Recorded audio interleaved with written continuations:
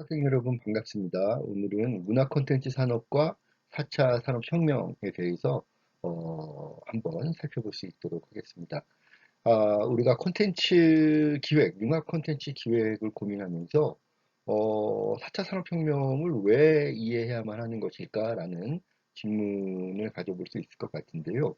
사실 이 4차 산업혁명이라고 하는 이 개념, 이 용어는 우리가 잠시 후에 살펴보겠지만 굉장히 많은 논쟁적인 그런 그 개념이기는 합니다.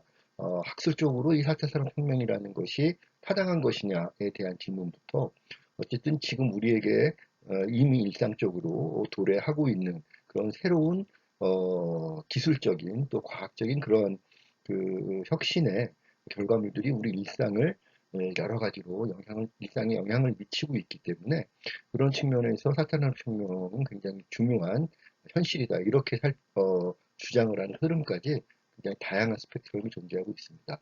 어쨌든 학술적으로 이 4차 산업혁명을 어떻게 평가하느냐의 문제와 달리 어쨌든 4차 산업혁명이다라고 명명되어지는 4차 산업혁명이라고 이렇게 호명되고 있는 새로운 어떤 사회적인 시대적인 흐름이 이미 우리 일상에 굉장히 큰 영향력을 미치면서 그러한 흐름들이 우리 일상에 자리 잡고 있는 것이 현실이고 이러한 4차 산업혁명이라는 새로운 시대적인 산업적인 흐름 안에서 문화 콘텐츠 산업, 대중문화예술 역시 이러한 새로운 흐름과 긴밀하게 영향을 주고받으면서 새로운 변화, 혁신의 모습들을 현재 보여주고 있고 그러한 그 변화와 혁신의 속도들이 앞으로 굉장히 빨리 진행될 것이고 더 많은 변화들이 다가올 것을 많은 사람들이 예상하고 있기 때문에 그런 측면에서 우리가 콘텐츠 기획, 문화 콘텐츠 기획, 문화 콘텐츠 기획을 고민하는 입장에서 4차 산업혁명을 제대로 이해하고 4차 산업혁명의 여러 가지 새로운 혁신의 흐름들을 문화 콘텐츠 산업 안에서의 새로운 어떤 트렌드를 만들어내고 새로운 어떤 콘텐츠 기획 전략들, 마케팅 전략들을 고민할 때 이러한 흐름들을 활용할 수 있는 준비가 되어 있어야 되겠다. 그런 측면에서 우리가 오늘 문화 콘텐츠 산업과 4차 산업혁명의 관계에 대해서 같이 살펴볼 수 있도록 하겠습니다. 먼저 4차 산업혁명의 개념에 대해서 먼저 살펴봐야 되겠죠. 자, 4차 산업혁명에 대해서 클라우스 슈밥이라고 하는 그 유명한 미래학자는 이렇게 설명을 한 바가 있습니다. 3차 산업혁명을 기반으로 한 디지털과 바이오 산업, 물리학 등의 이러한 경계들을 융합하는 기술혁명이다라고 설명을 하고 있죠. 그래서 새롭게 등장을 하는 디지털 기반의 여러 이런 과학 기술들이 기존의 그런 과학기술 각각의 그런 그 고유한 경계를 뛰어넘어서 다른 과학기술 혹은 다른 그 학문의 영역들과 경계를 뛰어넘는 융합을 하는 그러한 기술혁명이다라고 클라우스 슈밥은 설명을 하고 있습니다. 그런데 이러한 클라우스 슈밥이 2016년에 이미 설명을 했던 4차 산업혁명의 개념들이 오늘날에는 2020년을 지나고 있는 오늘날에는 좀 더 디지털 기반의 다양한 새로운 기술들 쪽에 포커스를 맞춰서 이해되고 설명이 되고 있는 그런 흐름을 에, 흐름이다 이렇게 말씀을 드릴 수 있을 것 같은데요.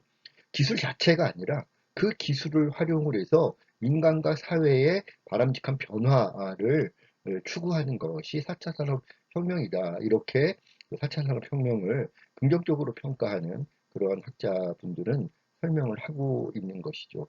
그런데 사실 이러한 그 새로운 과학 기술이 등장을 하고 특히 우리가 잠시 후에 살펴보겠습니다만 디지털 기반의 새로운 그런 기술들이 등장을 하면서 인간들의 삶이 굉장히 밀접하게 변화되고 있고 하는 이런 흐름들이 존재하고 있긴 하지만 이것을 학술적으로 혁명이라는 이름을 붙일 정도의 그런 그 이 변화의 의미와 내용들을 가지고 있는 것일까에 대해서는 사실은 여러 가지 그 학문의 관점에서 봤을 때는 다소 좀 무리이다라는 그런 그 의견을 갖고 계신 분들도 많이 계십니다. 저 역시도 사실 그 학자적인 입장에서 생각을 해보자면 이러한 새로운 기술 혁신의 흐름들이 있는 것은 사실이지만 이것을 우리가 4차 산업혁명이다라고 명명할 정도의 그런 그 변화의 그런 그 혁명적인 변화의 흐름이다라고 말하기에는 조금 어렵지 않겠느냐 이런 견해를 가지고 있고요. 음, 사실 클라우스 슈밥이 얘기했던 그런 이 3차 산업혁명을 기반으로 한 것이 4차 산업혁명이라고 이다라고 얘기를 했는데 이러한 3차 산업혁명이라는 부분들을 이야기하는 그런 근거가 19세기에 등장을 했던 증기기관의 그런 그 발명이 가져왔던 산업혁명 이건 역사적으로 굉장히 큰 혁명적인 변화를 갖고 왔던 거니까 그런 1차 증기기관에 의한 산업혁명들이 역사상 존재를 했었는데 그러한 증기기관의 발명에 의해서 도래했던 그런 산업혁명이 20세기에 들어서게 되면 전기가 발명하면서 산업혁명의 그런 혁신의 내용들이라든가 혁신의 폭이 굉장히 확장된 흐름들을 나타나게 되잖아요. 그래서 2차 산업혁명을 전기의 발명을 기점으로 설명하는 그 흐름들이 있는 것이고요. 3차는 이제 20세기 후반에 들어서게 되면 인터넷이 또 등장을 하면서 그 이전에 증기기관과 전기의 등장에 의한 1차, 2차 산업혁명의 어떤 흐름들이 인터넷의 등장에 의해서 더 큰 변화와 혁신을 가져왔다. 그래서 그것이 인터넷의 등장이 1차 증기기관, 2차 전기에 의한 산업혁명을 거쳐서 3차 산업혁명이다. 이렇게 설명을 하는 것이죠. 그리고 이제 증기기관, 전기, 인터넷을 지나서 새롭게 등장을 하고 있는 디지털 기반의 많은 새로운 기술들이 등장을 하면서 그러한 디지털 기반의 그런 기술들이 등장을 함으로써 새로운 네 번째 산업혁명이라고 하는 흐름들이 만들어졌다. 이런 주장들을 하는 것이니까 엄밀하게 말하면 1차 증기기관에 의해서 역사적으로 등장을 한 하나의 중요한 역사적인 흐름, 사건으로 등장을 한 산업혁명의 흐름들이 19세기부터 현재에 이르기까지 약 200년 정도 걸친 이 기간 동안 쭉 전개가 되어 오고 있는데 이러한 산업혁명의 단계를 1단계, 2단계, 3단계, 4단계로 나눠서 봤을 때 1단계가 증기기관에 의한 산업혁명, 2단계가 전기에 의한 산업혁명, 3단계가 인터넷에 의한 산업혁명, 그리고 4단계가 최근에 등장을 하고 있는 뭐 VR이라든가 AI라든가 사물 인터넷이라든가 이런 디지털 기반 기술들의 등장에 의해서 산업혁명의 네 번째 단계에 이르렀다. 그런 의미에서 4차 산업혁명이다. 이렇게 설명을 하고 있다라고 여러분들이 이해를 하시면 좀 더 객관적인 이해가 되지 않을까 생각을 합니다. 참고적으로 정말 인류의 진화 역사에서 혁명이다라고 얘기할 수 있는 그런 혁신적인 그런 사건들은 역사상 네 번 등장했다라고 학자들은 이야기합니다. 첫 번째는 약 7만 년 전에 발생했던 인지혁명. 그 시기까지 구석기 시대였죠. 250만 년 전에 인류의 오랜 조상 노스탈로피테쿠스라든가 이런 우리 선조 원시 이 종족들이 아프리카 사바나 지방을 근거지로 해서 쭉 이제 살아왔었는데 사실 구석기 시대를 살아갔던 우리 이 선조들의 삶의 대부분은 언어라든가 개념을 갖고 있지 않은 상태에서 200만 년 가까운 시간들을 살아왔던 것이죠. 그러다가 어느 날 인간의 뇌에 정말 번뜩이 든 변이 하나가 우연히 등장을 했는데 그것이 인간의 뇌를 통해서 개념을 만들어내고 그런 개념을 다른 구성원들과 공유하고 다음 세대로 전승시킬 수 있는 언어라고 하는 행위를 영위할 수 있게 만드는 그런 변이가 인간의 뇌에 등장을 하게 되고 그런 변이를 가지고 있었던 그 개체들이 인간들의 종 사이에 확산되기 시작을 해서 인간이라고 하는 이 존재가 개념의 힘으로 언어의 힘으로 살아갈 수 있게 되었던 그 시기, 인간의 인지적인 역량이 혁명적으로 변화했던 그 시기가 7만 년 전, 그 시기를 우리가 인지혁명 시기라고 얘기를 하고요. 인지혁명 시기에 벌어졌던 가장 큰 그런 혁명적인 변화는 언어, 개념의 활용, 개념을 활용할 수 있는 능력, 언어를 활용할 수 있는 그런 능력이 인간들에게 갖추어졌고 그런 언어 활용 능력을 통해서 삶의 여러 가지 그런 지식 정보들을 주변의 공동체와 공유를 하고 다음 세대로 전승할 수 있는 그런 행위들이 가능해졌다는 것이죠. 그런 행위를 통해서 인간의 생산력이 어마어마하게 증대하게 되는 것이죠. 일단 언어와 개념을 갖게 되니까 공동체 무리의 그 수가 훨씬 늘어날 수 있게 되는 것이죠. 그 이전까지는 뭐 150명 이내에 그런 그 최대 150명 정도를 넘지 못하는 부족들의 그런 수준의 사회를 구성을 했다면 인지혁명 이후에는 그것이 수천만 명, 수만 명 이런 단위를 넘어서서 만년, 뭐 5천년 이렇게 최근 만년 전, 5천년 전까지 오게 되면 정말 제국이라고 하는 그런 큰 국가들이 등장을 할 수 있었던 그런 그 바탕에 인지혁명, 언어, 능력, 개념을 활용할 수 있는 능력이 발생했기 때문에 가능하다는 것이죠. 그렇기 때문에 인지혁명이라고 하는 것, 개념과 언어를 활용할 수 있는 그런 능력이 발생된 7만 년 전에 인지혁명을 통해서 인간들의 삶이 정말로 근본적으로 새로운 단계에 진입할 수 있었기 때문에 그런 언어의 능력, 개념의 능력을 사용할 수 있게 된 7만 년 전에 그 시기를 우리가 인지혁명, 레볼루션의 시기다라고 말할 수가 있게 되는 것이죠. 그러고 나서 약 6만 년 가까운 시간을 또 여전히 인간들은 구석기 시대의 삶을 살아가게 됩니다. 그러다가 인간들에게 또 한 번 근본적인 그런 새로운 삶의 방식으로 진입할 수 있게 된 계기가 마련되었는데 그것이 바로 지금으로부터 12,000년 전쯤 농업혁명, 농업이라고 하는 그런 그 활동을 할 수 있게 만든 그런 농업과 관련된 다양한 과학기술 정보들이 축적이 돼서 정말 떠돌아다니면서 사냥을 하거나 뭐 널려있는 열매들을 따먹지 않아도 특정한 땅에 정주하면서 머무르면서 사계절 경작을 하고 가축들을 기를 수 있는 그러한 기술적인 역량을 획득하게 된 시기가 인류의 역사상 지금으로부터 12,000년 전이었는데 그 시기 이제 떠돌아다니면서 수렵 채집하지 않고 경작을 할 수 있는 목축과 경작을 할 수 있는 새로운 삶의 단계로 진입하게 됐던 그 시기를 우리가 12,000년 전 농업혁명의 시기라고 이야기를 하는 것이고요. 그 시기가 또 한 거의 만 년 가까이 또 쭉 이어져 오게 되는 것이죠. 그러다가 500년 전쯤, 지금으로부터 약 500년 전쯤 인간들의 이런 과학에 대한 여러 가지 그런 능력들, 과학적인 능력들, 그 다음에 기술에 관련된 능력들 이런 것들이 농업혁명 이후로 조금씩 발전을 해오다가 드디어 지금으로부터 500년 전쯤에 인간들이 지구가 태양을 돌고 있다라고 하는 그런 우주의 그런 천체의 법칙을 이해하게 되고 또 만유인력의 법칙이라든가 뭐 여러 가지 그런 물리적인 화학적인 그런 그 과학의 영역들에 대한 그런 그 비약적인 그런 그 과학과 기술에 관련된 그런 문명의 수준들을 획득하게 되는 시기가 500년 전쯤에 이르게 된다는 것이죠. 그래서 그러한 그 우리 인간의 삶을 혁신적으로 그 새로운 과학기술의 역량에 의해서 새로운 과학의 단계로 진입을 하게 되고 그렇게 새로운 과학의 단계에 의해서 인류가 세상의 법칙, 자연의 법칙을 이해하고 우주의 법칙을 이해하고 그런 법칙을 인간들의 삶에 인간들의 삶을 윤택하게 하는 그런 방향으로 활용을 할 수 있게 되는 그야말로 근대적인 그러한 과학기술의 일상화가 이루어진 시기를 우리가 500년 전쯤, 지금으로부터 500년 전쯤에 과학혁명의 시대다라고 얘기를 합니다.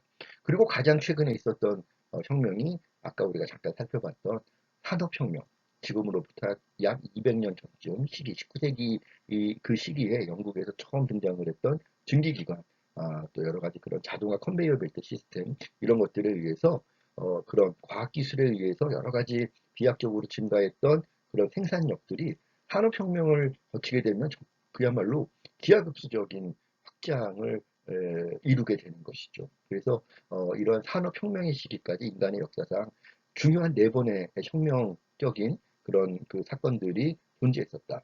그런데 이런 그 우리가 지금 인지혁명, 농업혁명, 과학혁명, 산업혁명이다라고 설명을 하는 이런 혁명의 시기를 우리가 명명할 수 있는 가장 기본적인 조건은 그 혁명의 어떤 새로운 흐름을 통해서 인류의 어떤 삶의 단계가 다음 단계로 정말 대단히 중요한 혁신적인 그런 변화가 이루어졌느냐. 단순히 새로운 어떤 기술, 새로운 과학이 등장을 한 것뿐만 아니라 그런 것들이 인간들의 삶의 방식을 그 이전 단계와 확실하게 이렇게 구분해서 새로운 단계로 진입시켜주는 그러한 혁명적인 변화가 일어났느냐 아닌가를 기준으로 우리가 그러한 혁명들이 인류 역사상의 그 시기가 과연 혁명적이었던 시기냐, 그렇지 않는 시기인가를 우리가 평가해서 어, 명명을 할 수 있다라는 것이죠. 그런 측면에서 보면 인지혁명, 농업혁명, 과학혁명, 산업혁명은 그야말로 혁명적인 변화가 인류 역사상 혁명적인 변화가 이루어진 그런 그 시기였다라는 데에 여러 학자들의 이론이 없는 것이죠. 존재하지 않는 것이죠. 근데 그런 측면에서 보면 아까 우리가 살펴봤던 증기기관이 등장을 하고 전기가 등장하고 인터넷이 등장을 하고 새로운 디지털 기술이 등장을 했는데 자, 증기기관, 전기, 인터넷, 디지털 기술들, 새로운 혁신적인 기술이 등장을 해서 인간들의 많은 삶의 방식들의 변화가 존재했던 것은 맞지만 그것이 과연 그 전 단계와 달리 혁신적인 그런 변화를 갖고 온 것이냐. 인간들의 삶의 체계가 예를 들면 인지혁명 시기에는 그야말로 사회화가 시작이 됐고 농업혁명을 통해서는 어떤 영토, 땅을 중심으로 사람들이 정주하기 시작을 했고 과학혁명 시기에는 그야말로 이제 과학을 활용해서 자연의 법칙을 오히려 인간들의 과학적인 어떤 지식이 자연의 법칙을 이용하기 시작을 했고 산업혁명을 통해서는 생산력이 극도로 발전하면서 그 이전까지 봉건주의 제도의 이런 인간들의 사회 제도가 민주주의, 시민민주주의 제도로 변화가 있었다. 그런 변화를 산업혁명이 야기했던 산업혁명을 통해서 그러한 변화가 가져올 수 있었던 것이기 때문에 그런 큰 변화들이 각각의 시기들마다 존재했었던 것이죠. 그런 것과 비교했을 때 과연 지금 우리가 4차 산업혁명이라고 얘기하는 그런 새로운 디지털 기반의 신기술의 등장이 혁명적인 변화인가에 대해서는 사실 학술적으로는 이론의 여지들이 많다. 그러나 아까 우리가 얘기했던 것처럼 어쨌든 이거를 4차 산업혁명이라고 얘기를 하던 산업혁명의 네 번째 혁신 단계라고 이야기하던 어쨌든 그러한 새로운 기술들이 등장을 하면서 새로운 어떤 혁신의 변화의 흐름들이 이미 우리 앞에 도래했고 이미 우리의 일상에 많은 영향력을 미치고 있는 시대이기 때문에 그러한 흐름 자체를 우리가 있는 그대로 받아들이면서 그 의미와 가치를 각각의 저마다 살아가고 있는 자기 일상의 영역에서 자기 일상을 보다 윤택하고 행복하게 만들어 가기 위한 그런 목적에 우리가 잘 활용을 할 수 있어야 된다라고 하는 그런 당위성들은 분명히 존재한다는 것이죠. 그래서 4차 산업혁명이 다소 뭐 정책적인 이유 때문에 이러한 그 개념들이 우리가 4차 산업 혁신 이렇게 얘기하는 것보다는 4차 산업 혁명 이렇게 얘기하는 것이 훨씬 더 임팩트 있게 커뮤니케이션에 있어서는 임팩트 있게 받아들여질 수 있잖아요. 그런 측면에서 뭔가 정책적인 혹은 시대적인 어떤 당위성들을 강조하기 위해서 4차 산업혁명이라는 용어를 쓰는 현실적인 이유만큼은 우리가 이해할 수 있겠다라는 것이죠. 그래서 학술적인 입장과 달리 현실적인 그런 실용적인 입장에서 우리가 한번 4차 산업혁명이라는 것을 한번 현상으로서 받아들이고 이러한 4차 산업혁명이다라고 하는 이름으로 불려지고 있는 현상들을 우리가 있는 그대로 받아들이고 활용을 할 수 있는 준비들을 해야 되겠다라는 겁니다. 자, 이러한 4차 산업에 있어서는 여러 가지 그런 중요한 그 영역들이 이런 혁신의 어떤 흐름들로 등장을 하고 있는데요. 가장 중요하게 이야기되는 부분들이 바로 초연결성이라는 것이죠. 그래서 사람과 사람, 또 사람과 사물, 사물과 사물 간의 이런 연결이 과거 아날로그 시대 때까지만 아날로그 시대 때에는 아날로그적인 방식으로 이루어질 수밖에 없었기 때문에 사람과 사람을 연결하고 사람과 사물을 연결하고 사물과 사물을 연결하기 위해서는 많은 아날로그적인 그런 리소스들, 뭐 시간이라든가 비용이라든가 기술이라든가 이런 것들이 필요했던 것이죠. 그런데 우리가 여기서 얘기하는 초연결성이라는 것은 사람과 사람, 사람과 사물, 사물과 사물을 연결시키는 그런 연결을 시키기 위해서 투입되는 그런 리소스들이 훨씬 더 작아지고 훨씬 더 빨리 이루어지고 훨씬 더 긴밀하게 이루어지는 것을 가능하게 하는 시대라는 의미에서 초연결성이다라는 그런 개념을 활용을 해서 설명을 하고 있는 것이죠. 인터넷, 예를 들면 사물 인터넷, 우리가 그 사물 인터넷이라고 하면 예전에는 컴퓨터 이렇게 유선으로 인터넷이 연결되어 있어야만 이렇게 인터넷을 통해서 사람과 사람 뭐 이렇게 연결이 됐었는데 최근에는 사물 인터넷이라고 하는 것이 와이파이, 이 무선을 통한 인터넷망에 의해서 과거의 유선 인터넷보다 훨씬 더 빨리 그리고 훨씬 더 멀리 지구 곳곳 심지어는 우주 공간에서 지구의 상의 공간까지도 손쉽게 굉장히 빨리 이 사람과 사람, 사람과 사물, 사물과 사물을 연결시켜 줄 수 있는 그런 시대가 되었던 것이죠. 그래서 사물 인터넷이라든가 뭐 무선 인터넷 그런 기술도 뭐 요즘 5G 이렇게 얘기들을 많이 하는데 이런 것들을 통해서 사람과 사람, 사람과 사물, 사물과 사물 간의 연결을 초연결, 그러니까 슈퍼, 굉장히 그 연결성을 극대화시키는 그런 시대, 그런 것들이 가능해진 시대다. 그런데 그러한 초연결성을 가능하게 하는 그 바탕에는 사물 인터넷이라든가 이런 빠른 그런 무선 통신 기술들 이런 것들이 새롭게 등장을 했기 때문에 이런 초연결성이 가능해진 것인데 초연결성이 인간에게 우리 인류에게 왜 필요하느냐? 훨씬 더 빠른 정보와 재화의 이런 이동과 교환, 커뮤니케이션을 가능하게 해주기 때문에 인간들의 여러 가지 산업적인 혹은 일상의 많은 그런 니즈들을 초연결되어 있는 상태에서 극대화시킬 수 있다라는 측면에서 이 초연결성이라고 하는 것이 중요한 4차 산업혁명의 하나의 흐름이 된다라고 볼 수 있는 것이죠. 그리고 두 번째, 방대한 데이터를 굉장히 빨리 분석을 하고 이러한 패턴 파악을 통해서 그러한 데이터 분석의 결과들을 손쉽게 활용할 수 있도록 해주는 초지능성이다라고 하는 것이 또 하나 4차 산업혁명의 중요한 두 번째 영역이 되겠습니다.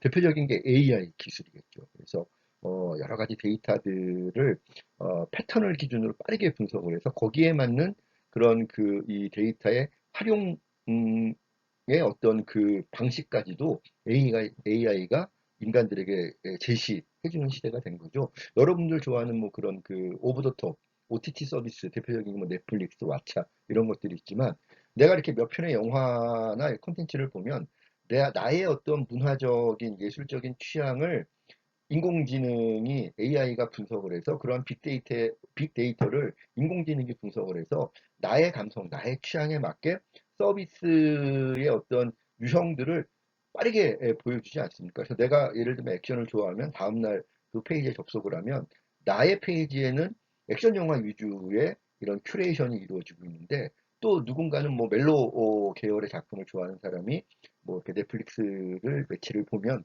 그 데이터를 기반으로 그 사람이 넷플릭스에 접속을 하면 그 사람의 페이지에는 멜로 위주의 큐레이션이 제공되고 있는 이런 것들이 현대 4차 산업혁명 시대에 굉장히 각광받고 있는 AI, 빅데이터 이런 것들을 활용을 한 초지능성이 이렇게 산업적으로 구현되어 있는 그런 사례다라고 볼 수 있는 것이죠. 단순히 그런 뭐 이 OTT 서비스뿐만 아니라 홈쇼핑의 여러 가지 그런 이 개인형 맞춤형 서비스 뭐 이런 것들도 다 초지능성에 기반을 한 그런 서비스 영역이 될 수 있다라는 것이죠. 그리고 그 외에도 뭐 인공지능, 빅데이터, 사물인터넷, 가상현실, 3D 프린팅, 블록체인, 나노테크놀로지, 또 이거 외에도 바이오 테크놀로지, 뭐 이러한 이 다양한 디지털 기반의 그런 새롭게 등장을 하고 있는 그런 21세기의 디지털 기반 과학 기술들이 방금 우리가 살펴봤던 4차 산업혁명에 있어서의 초연결성, 초지능성을 실질적으로 구현해주는 굉장히 중요한 새로운 4차 산업형 디지털 기술로 각광받고 있는 그런 흐름들을 살펴볼 수가 있고요. 이러한 새롭게 등장을 한 4차 산업혁명 시대의 디지털 기술들은 앞으로 훨씬 더 다양한 영역으로 분화되고 진화하면서 인간들의 다양한 삶의 영역에서 문화예술 영역이든 뭐 정치 이 영역이든 뭐 어떤 상업 유통의 영역이든 산업적인 어떤 R&D의 영역이든 다양한 이런 영역에서 인간들의 삶에 거의 대부분의 영역에 이러한 기술들이 큰 영향력을 미치게 될 것이다라고 하는 것이 많은 학자들의 예상이기도 합니다.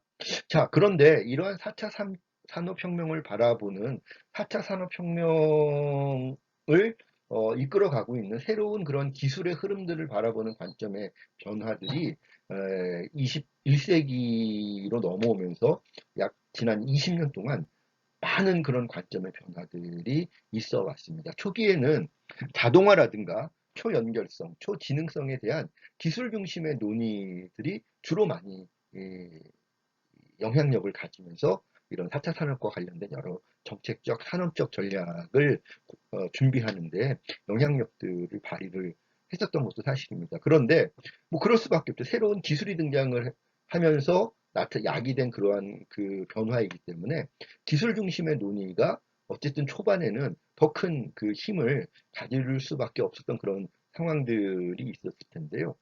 이러한 기술 중심 논의에 대해서 몇 가지 반론들이 이제 제기가 되는 거죠. 아까 제가 4차 산업혁명, 과연 이것을 혁명이라고 봐야 되는 것이냐, 4차 산업혁명의 네 번째 혁신의 단계로 봐야 되는 것이냐, 이런 반론을 제가 제기했던 것처럼, 과연 지금 우리가 얘기하는 디지털 중심의 그런 초연결성, 초지능성에 의한 어떤 새로운 흐름의 변화가 등장을 하고 있지만, 이러한 흐름의 변화가 이전 시대와 구분되는 본질적인 변화인가에 대한 논란들이 계속 이제 있어 왔던 것이죠. 어쨌든 이런 디지털 기술들이 없어도 우리는 민주주의 사회에서 시장주의, 자유시장주의라고 하는 기본적인 삶의 틀들을 이미 20세기부터 영위해 오고 있는데, 그러한 인간들의 삶의 방식이 새로운 기술이 등장했다고 본질적으로 지금 달라져서 새로운 제도들이 지금 인간들의 삶에 성립되어 있는 것인가? 그렇진 않다라는 것이죠.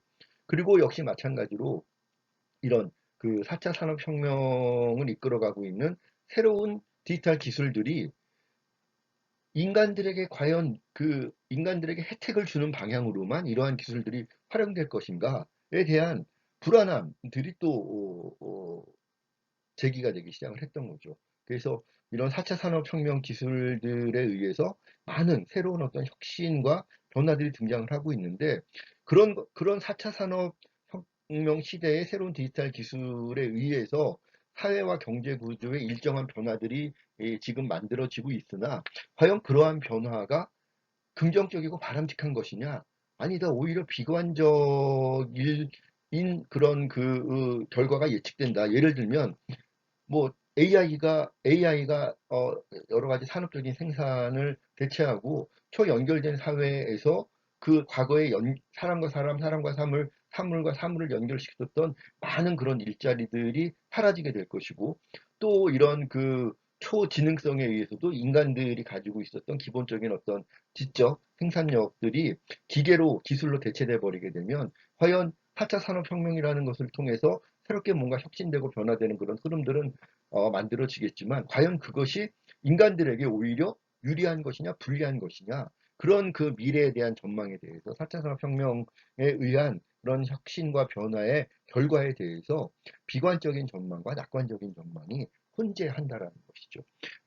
그럼에도 불구하고 인류는 언제든지 문제들을 해결해 왔으니까 4차 산업혁명에 의해서 야기되는 문제들도 인간들은 뭐 이겨낼 거야, 새로운 답을 찾아낼 거야 라고 하는 낙관적인 전망도 존재하지만, 과거에 우리가 경험을 했던 그런 사회가 인간을 소외시키는 그런 문제들에 있어서, 과거에 있었던 그런 인간에 대한 소외의 문제의 그런 그 뎁스와 4차 산업혁명에 의해서 약이 될 그런 인간을 소외시키는 문제는 뎁스에 있어서 큰 차이가 있을 것이다 라고 비관적으로 전망을 하는 분들도 마찬가지로 많은 그런 그 비중을 차지하게 되더라는 겁니다. 예를 들면 영화를 보더라도 앞으로의 그런 미래가 굉장히 인간들에게 유토피아적인 어떤 삶의 모습을 제공을 해줄 것이다라고 이렇게 상상을 하는 예술가들도 있는 반면에, 우리가 뭐 브레이드 러너라든가 아니면 뭐 그 공각기동대 같은 그런 그 동양과 서양의 많은 그 이 사이버 펑크 계열의 그런 SF 이 컨텐츠 장르의 컨텐츠들을 보면 또 굉장히 비관적으로, 오히려 그런 새로운 기술들에 의해서 빈익빈 부익부 현상이 더욱더 이렇게 심화가 돼서 오히려 다수의 인간들은 기술로부터 소외돼서 더 불행한 삶을 살아갈 수밖에 없을 것이다라는 그런 예상을 하는, 상상을 하는 예술가들이 함께 존재하는 것처럼, 학술적으로도 마찬가지로 이런 4차 산업혁명에 대한 비관적인 전망과 낙관적인 전망이 함께 혼재되어 있다라는 것입니다. 그래서 이런 초연결성, 초지능성을 중심으로 한 4차 산업혁명을 우리가 바라볼 때 굉장히 혁신적인 변화의 흐름들이 등장을 하고 해왔고, 앞으로도 그런 흐름들이 강화될 것이다라고 우리가 예상을 할 수는 있지만, 중요한 것은 기술 그 자체의 어떤 목적, 기술 자체의 논리, 새로운 기술이 등장을 하고 초연결성, 초지능성이라고 하는 기술의 목적에 집중을 하는 그러한 그 관점이 지금까지 일정하게 존재해 왔다면, 이제부터라도 그러한 4차 산업혁명 시대의 초연결성, 초지능성을 추구하는 그러한 기술들이 그 기술 자체의 목적보다도 인간에 대한, 인간을 위한 4차 산업혁명, 인간을 위한 4차 산업혁명 기술로 작용할 수 있어야 되겠다라고 하는 그런 냉철한 그런 그 성찰의 결과들이 이제 새로운 어젠다로 등장을 하고 있다는 것이죠. 그래서 4차 산업혁명들이 뭐 자동화, 초연결성, 초지능성을 추구하고 있지만 단순히 자동화, 초연결성, 초지능성 그 자체가 인간들에게 있어서 절대선은 아니다. 선한 그런 측면으로 작용할 가능성도 있지만 오히려 인간들에게 악으로 작용할 가능성도 있으니 자동화, 초연결성, 초지능성이라고 하는 그런 가치 자체를 절대선으로 바라볼 것이 아니라 그러한 자동화, 초연결성, 초지능성이라고 하는 새로운 디지털 기술의 가치가 어떻게 활용되고 어떻게 디자인되어야 정말 그것이 인간들의 삶을 보다 윤택하게 하고 보다 많은 인간들이 사회 안전망 안에서 안전한 공동체를 이룰 수 있게 할 것인가에 대한 그런 그 고민이 전제가 되는 그러한 관점의 변화가 필요한 시기가 되었다라는 것이 오늘날 많은 그런 그 4차 산업혁명을 연구하는 학자들의 공통된 그런 그 주장, 조금 심하게 얘기하면 공통된 경고라고 우리가 생각할 수 있겠습니다. 그래서 다시 한번 강조하자면 인간과 사회를 위한 4차 산업혁명이 되어야 되겠다.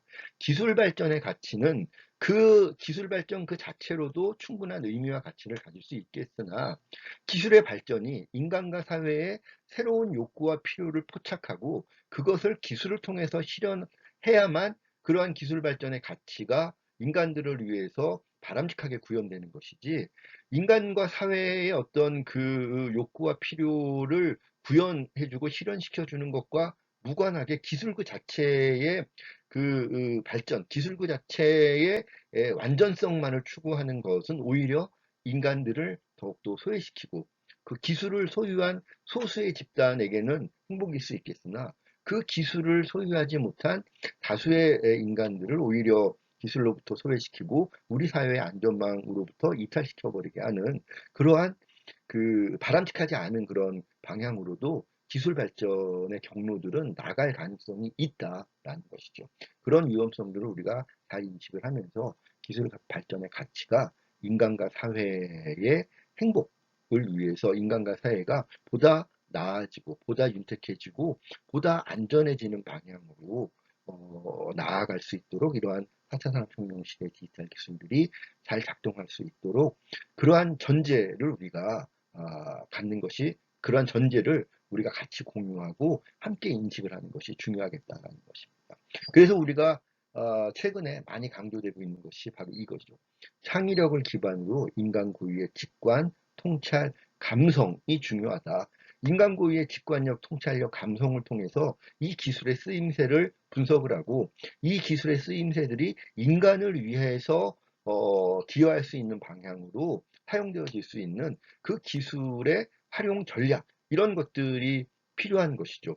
인간의 직관이나 통찰이나 감성이 배제된 상태에서 기술만을 위한 기술의 완결성만을 위한 그런 기술적인 추구는 대단히 위험한 결과를 가져올 수도 있다라는 겁니다. 그래서 4차 산업혁명이 초연결성, 초지능성, 자동화의 궁극화 이런 것들을 통해서 굉장히 현란한 그런 그 혁신의 모습들을 보여주고는 있으나 그런 것 자체가 완전한 선의 단계까지 오른 것은 아니다. 그것이 보다 선한 단계까지 올라가기 위해서는 거기에 인간의 창의력, 인간의 직관, 통찰, 그리고 인간 고유의 감성들이 적절하게 작용을 하면서 기술이 감성적인 기술로서, 인간적인 기술로서 인간들의 삶에, 인간들의 공동체적인 삶에 기여할 수 있는 그런 구체적인 기술 활용 전략들이 전제가 되고, 그러한 것들이 기술 자체의 발전과 균형을 이루어야만 4차 산업혁명이라고 하는 이런 시대적인 흐름이 인간들을 위해서 인간들의 삶이 보다 바람직한 다음 단계로 진입할 수 있도록 이끌어갈 수 있는 데에 원동력이 될 수 있을 것이다. 그렇지 않는 방향으로 굉장히 디스토피아적인 방향으로 전개될 가능성도 항상 상존하고 있으니 우리가 그런 측면들을 더욱더 깊이 있게 생각을 하고 무겁게 생각할 필요가 있겠다라는 것이죠. 그래서 4차 산업혁명 시대에 그런 디지털 기반의 기술들이 고도화될수록 마찬가지로 인간의 고유한 역량, 창의력, 직관력, 통찰력, 감성 이런 것들이 더욱더 중요하게 다루어지고 인식되어야 한다라는 것이 많은 학자들의 경고이자 주장이다라는 것. 자, 그러면 이러한 4차 산업혁명과 문화 콘텐츠는 어떤 관계를 구체적으로 갖게 되는 것이냐? 자, 몇 가지 관점에서 우리가 생각해 볼 수 있는 전제들이 있을 겁니다. 방금 우리가 살펴봤던 것처럼 상상력, 창의력 이런 것들은 인간 고유의 영역입니다. 감성력, 공감 능력 이런 것들은 인간 고유의 영역인 것이죠. 그리고 또 하나, 호모 루덴스라고 불릴 정도로 인간들이 가지고 있는 문화예술에 대한 애호는 이미 인간들의 그 인지혁명 시대부터 7만 년 전 인지혁명 시대 때부터 인간들이 이런 개념과 언어를 활용할 수 있는 그런 그 역량을 갖게 된 시기부터 문화예술의 역사는 함께 해왔던 것이죠. 인간들의 개념 언어가 등장을 하면서 예술도 함께 거의 비슷한 시기에 성립이 돼서 발전해 왔는데 그런 오랜 역사 동안 인간의 진화 역사 동안 문화예술에 대한 인간의 애호는 인간들의 유전자의 정신적인 유전자에 굉장히 깊숙하게 자리 잡고 있다는 것이죠. 그래서 인간들이 가지고 있는 인간종이 가지고 있는 문화예술에 대한 애호 이런 것들도 4차 산업혁명을 떠나서 이미 인간들의 본성에 고유하게 자리 잡고 있는 굉장히 중요한 특성이다라고 하는 것이죠. 그래서 이러한 인간 고유의 그런 그 역량들과 또 문화예술에 대한 인간들의 고유한 그런 애호 성향들 이런 것들이 인공지능에 의한 창작, 뭐 AR, VR, 드론들 새로운 표현과의 상호작용 혹은 뭐 인공지능과의 어떤 여러 가지 그런 인공지능에 의해서 등장하게 되는 새로운 여러 가지 큐레이션 서비스들 이런 것들과 어떤 관계를 맺게 되어야 문화 콘텐츠의 바람직한 그런 기여로 이어질 것인가 이런 것들을 우리가 고민해 봐야 되겠다라는 것이죠. 그것이 문화 콘텐츠와 4차 산업혁명을 우리가 함께 고민할 때 반드시 우리가 먼저 선행해서 짚고 넘어가 봐야 될 그러한 전제가 되는 그런 몇 가지 사항들이다. 이렇게 우리가 살펴볼 수 있겠고요. 이러한 몇 가지 이 관점들, 상상과 창의라고 하는 인간 고유의 영역, 그 다음에 인간이 가지고 있는 고유한 문화예술에 대한 애호 성향, 이런 것들을 4차 산업혁명 시대에 새롭게 등장을 하고 있는 기술과 어떤 관계를 맺게 해줄 것인가 그거를 고민하는 것이 문화 콘텐츠와 4차 산업혁명의 관계를 고민하는 기본 관점이 돼야 되겠다라는 것이죠.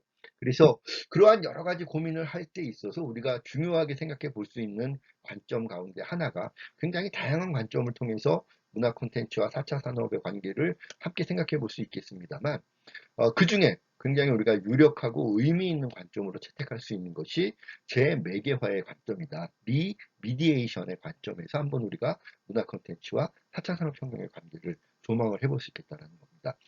재매개화, 리미디에이션은 우리가 1학기에 콘텐츠 제작 기술 수업에 콘텐츠 기획 이론들을 우리가 살펴볼 때 굉장히 중요한 개념으로 우리가 살펴봤었죠.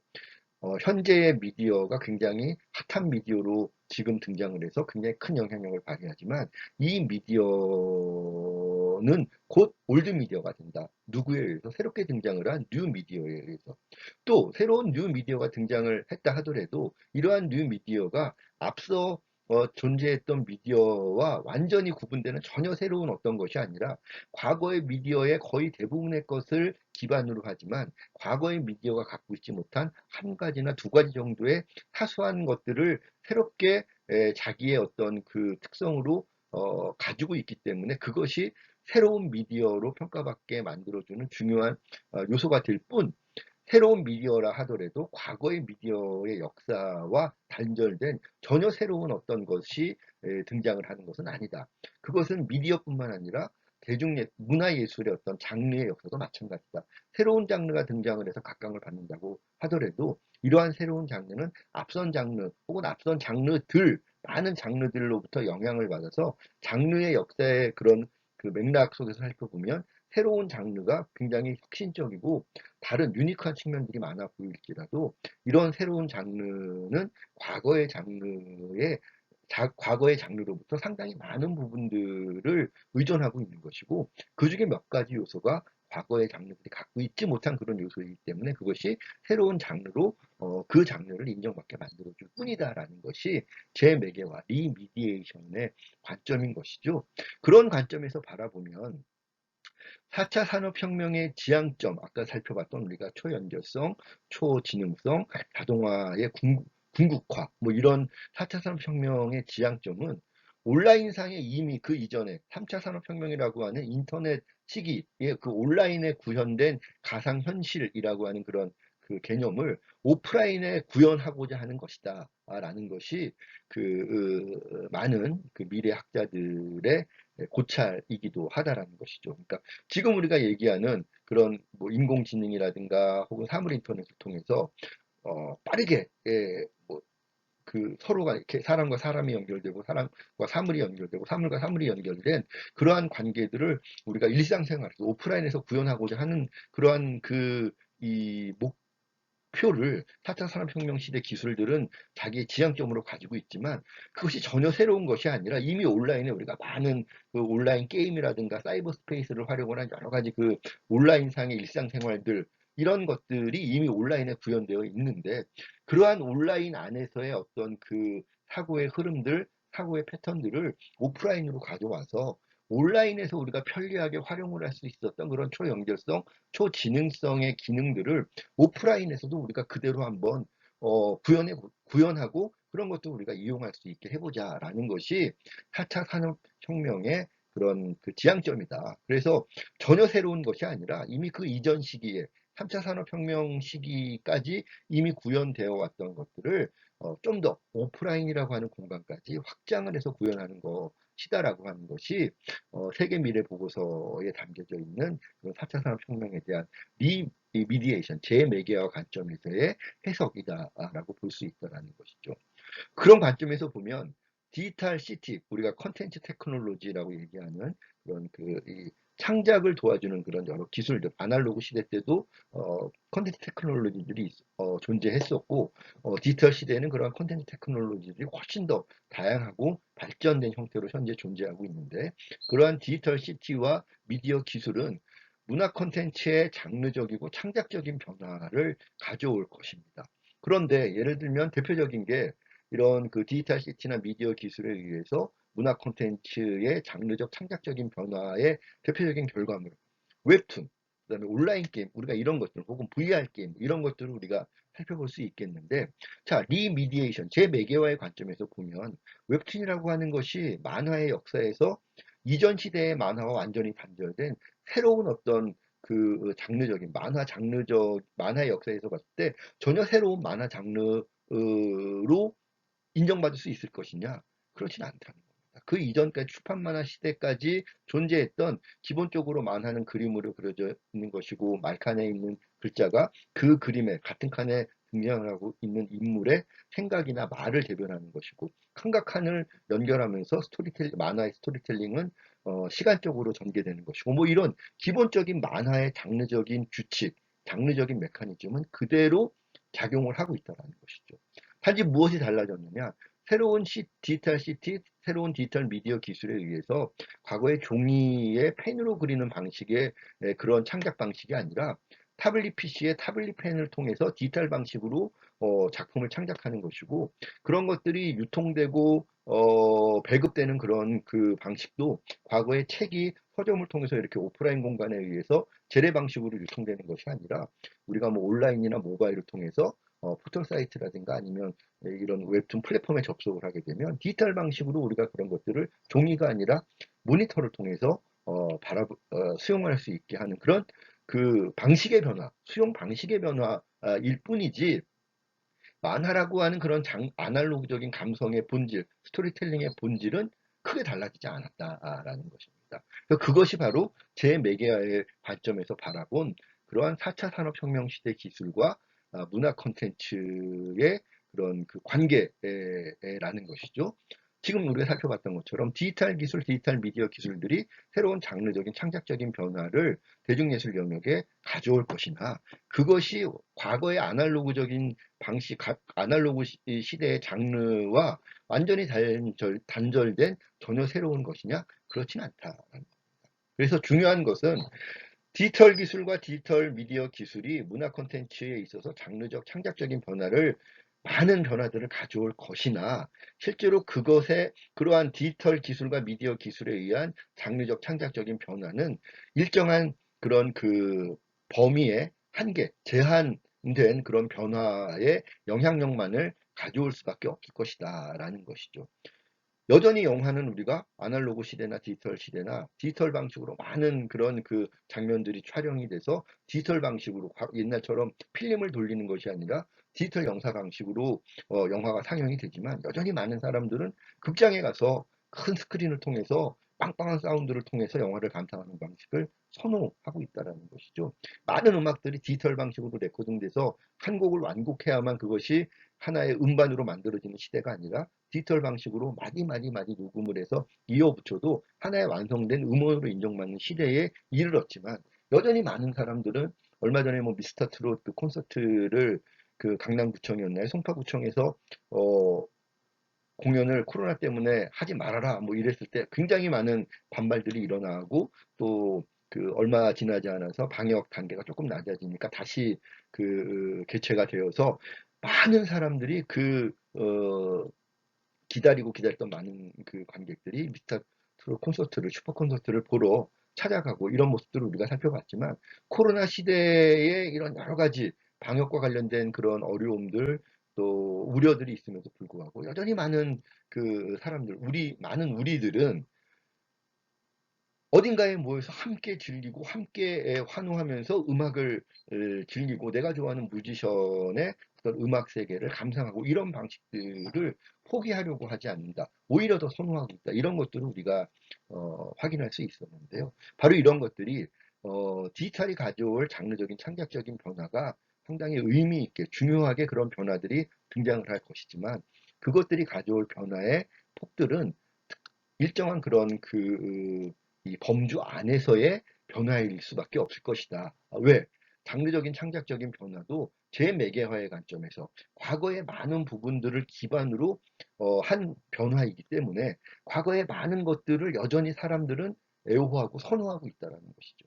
그 방식들을 인간들이 대중들이 전면적으로 포기하지 않는 한 장르적인 창작적인 변화가 아무리 많은 디지털 기술, 디지털 미디어 기술들이 작용을 한다 하더라도 그러한 변화의 폭들은 제한적일 수밖에 없을 것이다라는 겁니다. 그러나 문화 콘텐츠 서비스와 감상의 영역에서는 어마한 그런 변화와 영향력들이 예상이 된다. 어떤 측면에서 문화 콘텐츠 서비스와 감상은 디지털 방식에 의해서 등장을 한 플랫폼들이 훨씬 더 저렴하고 훨씬 더 편리하고 훨씬 더 오랜 시간 동안 그런 문화 콘텐츠를 통해서 내가 원하는 그런 재미와 감동의 요소들을 향유할 수 있게 도와줄 수 있기 때문에 문화 콘텐츠 서비스 감상 영역에서 새로운 디지털 플랫폼들이 가져올 그런 수용 방식, 그 다음에 유통 방식의 변화는 훨씬 더 넓은 범주에서 훨씬 더 큰 영향력을 발휘할 수 있을 것이다라고 보는 겁니다. 대표적인 게 넷플릭스죠. 코로나 시기에 사람들이 이제 방역에 대한 걱정 때문에 극장을 많이 못 가다 보니까 극장의 매출은 급감을 했는데 상대적으로 넷플릭스 같은 OTT 서비스의 그런 매출은 오히려 증가했다는 것이죠. 또 웹툰이라 아니면 웹소설, 뭐 그다음에 음원 서비스 플랫폼들 이런 디지털 기반의 문화 콘텐츠 이 배급 플랫폼들의 매출은 코로나 시기에 오히려 더 증가하고 있는 추세들을 현재 보이고 있습니다. 이런 것들이 기존의 아날로그 방식의 그런 문화 콘텐츠 서비스 감상 방식을 대체할 수 있는 그런 측면에서의 변화, 영향력들이다라는 것이죠. 그런 측면에서는 우리가 극장을 가면 더 좋지만 극장을 가지 못하면 내가 집에서 요즘은 집집마다 가지고 있는 TV의 이런 그 모니터도 점점 커지고 있죠. 뭐 저도 집에서 50인치대의 모니터를 보고 있는데 뭐 60인치, 70인치, 뭐 100인치가 넘어가는 그런 대형 그 모니터들을 가정용으로 우리가 구입해서 원하는 사람들은 그런 큰 모니터를 통해서 뭐 영화도 보고 뮤직비디오도 보고 뭐 스포츠 중계도 보고 그런 시대가 되다 보니까 극장이 주는 만족감만큼은 아니지만 내가 가정에서 우리 홈 나의 가정에서의 문화생활을 통해서도 뭐 극장만큼은 아니어도 거기에 버금가는 그런 만족감들을 느낄 수가 있게 되는 그런 시대가 되었다. 무엇 때문에? 디지털 기반으로 가정의 그런 그 가정에 존재하고 있는 디바이스를 통해서 문화 콘텐츠를 서비스하고 문화 콘텐츠를 수용할 수 있게 만드는 그러한 그 상품들을 제공하고 있는 디지털 플랫폼들이 존재하고 있고 그러한 디지털 플랫폼도 실제로 그러한 서비스들을 제공하고 있기 때문에 그런 가정 중심의 문화 콘텐츠 소비의 흐름들이 점점 크게 영향력을 가지면서 기존의 오프라인 문화 그 콘텐츠 배급 그 시스템들을 빠르게 대체해 가고 있는 것이죠. 그런 측면들이 오히려 더 큰 영향력을 발휘할 것이다. 그래서 장르적인 창작적인 변화도 우리가 충분히 예상을 할 수 있으나 뭐 웹툰이나 웹소설 뭐 이런 것들처럼 그러나 문화 콘텐츠를 기획을 하고 창작하는 사람들이 보다 의미 있게 인식을 하고 대비해야 될 그런 변화는 창작적이고 장르적인 본질적인 그런 변화보다는 문화 콘텐츠를 서비스하고 대중들이 그런 문화 콘텐츠 서비스를 수용하고 받아들이는 그러한 디지털 방식의 문화 콘텐츠 플랫폼들이 가져올 변화 이런 것들이 훨씬 더 큰 영향력을 발휘하게 될 것이다라는 겁니다. 예를 들면 앞으로 사물 인터넷, 와이파이 뭐 이런 거, 인공지능 이런 것들이 좀 더 고도화돼서 지금 시범적인 어떤 여러 가지 테스트 단계이긴 합니다만 이 무인 자동차가 아니라 인공지능 자동차. 그래서 운전대를 사람이 잡지 않아도 자동차가 인공지능에 의해서 알아서 길을 찾아서 장애물들을 피해가고 안전하게 사람과 사람을 그 공간에서 공간으로 이렇게 이동시켜주는 새로운 형식의 그런 그 자동차 문화가 자동차 시스템이 등장을 하게 되면 당장 새로운 4차 산업혁명 시대의 새로운 기술이 되는 것이죠. 그런 기술에 의해서 자동차라고 하는 그런 공간이 새로운 어떤 공간으로 탈바꿈하게 될 텐데 자동차가 그렇게 인공지능 자동차, 무인 자동차 시기로 전환되게 되면 당장 자동차의 그 운전석이라고 하는 공간은 현재는 운전을 해야 되는 굉장히 중요한 고도의 집중력을 발휘해야 되는 그런 공간이고 인간이 많은 책임을 져야 되는 그런 공간이지만 그 책임을 인공지능이 대체하게 되면 실제로 그 공간에 운전대가 있던 자리는 모니터가 자리하게 될 것이고 그 모니터를 통해서 뭐 출근하는 시간 동안 여행을 가는 시간 동안 운전자가 이제는 운전에 자기의 역량을 투입하는 것이 아니라 많은 문화 콘텐츠 서비스들을 수용을 하고 감상을 하는 그런 공간으로 탈바꿈할 가능성이 크다라는 것이죠. 그렇게 되면 이제는 자동차라고 하는 공간이 한때 이제 모바일이 현재는 대중문화 영역, 대중예술 영역에서 개인적인 문화 콘텐츠 소비를 위한 가장 강력한 그 플랫폼으로 지금 작용하고 있지 않습니까? 그런 흐름들이 자동차라고 하는 공간에서도 그대로 발생할 가능성이 높다라는 것입니다. 그런 측면들이 새로운 디지털 플랫폼이 가져올 문화 콘텐츠 서비스와 감상의 새로운 변화라는 것이죠. 그리고 그러한 변화가 등장을 하게 되면 장르적으로 창작적으로 새로운 어떤 큰 변신을 하지 않더라도 웹툰, 영화 뭐 이런 그 뭐 웹소설, 뭐 뮤직비디오, 그다음에 그 개인 그런 크리에이터들의 방송들, 뭐 유튜브 이런 것들이 새로운 비즈니스 모델 하나를 갖게 되는 거죠. 판권이 예전에는 뭐 넷플릭스에 한번 팔고 재방송 팔고 이러는 데 머물렀다면 이제는 무인 자동차라고 하는 공간을 위한 새로운 판권 시장이 만들어지게 되는 그런 것들이 충분히 예상이 되는 것이죠. 그래서 그런 것들이 새로운 문화 콘텐츠 진영의 수익 모델, 수익 창구가 될 것이다. 그런 것들이 가져올 변화가 훨씬 더 큰 영향력을 발휘할 것이기 때문에 문화 콘텐츠 영역에서 활동을 하는 많은 기획자나 창작자 분들이 고민하고 관심을 기울여야 될 영역은 새로운 어떤 CT나 미디어 기술에 의해서 대중예술의 어떤 장르적인 창작적인 변화가 어떤 것들이 있을까에 대한 고민의 중요성만큼이나 문화 서비스 감상이나 서비스 측면에서 새로운 디지털 플랫폼이 가져올 새로운 비즈니스 모델의 변화, 새로운 수익 창구의 변화 이런 것들에 대한 고민을 함께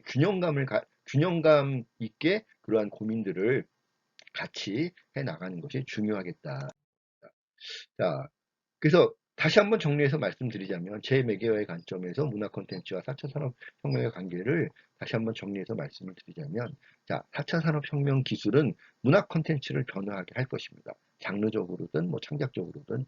그러나 그러한 장르적인 창작적인 그런 변화가 장르 안에서만 머무르는 것이 아니라 변화한 문화 콘텐츠는 인간들의 일상을 변화시키는 그러한 중요한 동력이 돼서 인간들의 일상을 변화하게 할 것입니다. 이러한 것이 굉장히 중요한 4차 산업혁명 시대의 기술을 문화 콘텐츠 진영이 이해하고 활용을 하는 중요한 하나의 기준점이 되어야 될 것이죠. 그래서 뉴 디지털 기술과 융합한 새로운 장르적인 면모들은 새로운 뉴 디지털 플랫폼에 실려서 일상을 훨씬 더 윤택하게 만들어줄 것이다.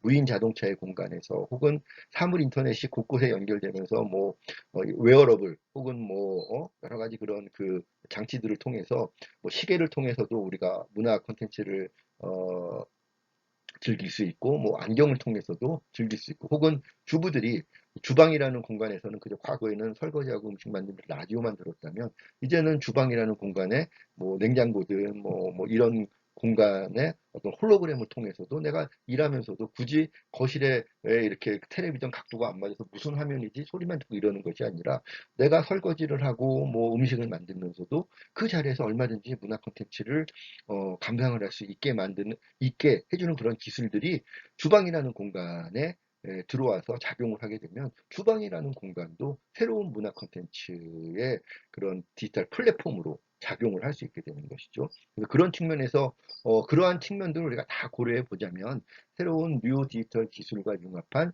새로운 장르적인 면모들은 뉴 디지털 플랫폼에 실려서 그것은 우리가 지금 생각하고 있는 그 기존의 뭐 음원 플랫폼이라든가 웹툰 플랫폼, 영화 플랫폼뿐만 아니라 새롭게 등장을 한 디지털 기술에 의해서 새로이 문화 콘텐츠 디지털 플랫폼으로 전환될 공간들까지를 포함을 한 개념으로서의 뉴 디지털 플랫폼인 것이죠. 아까 얘기했던 뭐 무인 자동차라든가 혹은 사물 인터넷이 연결된 주방이라든가 뭐 이런 것 공간들을 포함을 한 그러한 뉴 디지털 플랫폼에 실려서 우리의 일상을 인간들의 일상을 더욱더 윤택하게 만들어줄 것이다. 그리고 그런 방향으로 4차 산업혁명 시대의 기술들을 문화 콘텐츠 진영이 활용을 할 수 있어야 되겠다. 그런 준비들을 지금부터라도 충실하게 해 나가야 되겠다라는 부분들을 우리가 강조해서 인식해야 할 것입니다.